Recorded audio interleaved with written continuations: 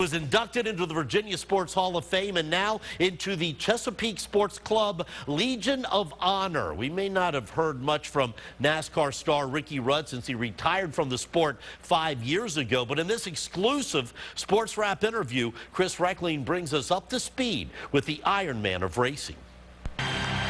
Baseball has its Iron Man in Cal Ripken Jr. While Ripken's consecutive games played streak is impressive, so is NASCAR's version of the streak, owned by Ricky Rudd.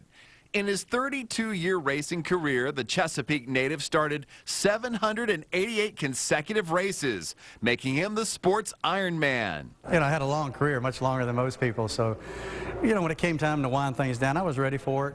Rudd hung up his helmet in 2007 so he could spend more time with his family. He was back in his hometown Monday speaking to the Chesapeake Sports Club. You get here and it's like people you don't see for years. It's like a big reunion when we get back. Rudd got his start at Langley Speedway in Hampton and quickly moved up the ranks. He won 23 times on NASCAR's highest circuit. But near the end of his career, the sport became too demanding. Racing became a very small percentage of what you actually did. And I was a racer. I was in racing because I liked to race. But all the things that came with that, which was very necessary because the sponsors were spending so much money in the teams, they kept you really hopping. Rudd currently lives in Cornelius, North Carolina, and spends most of his days riding his mountain bike with friends. Since walking away from the sport, he's realized that the world does not revolve around racing. And you sort of assume that the whole world's watching what you're doing.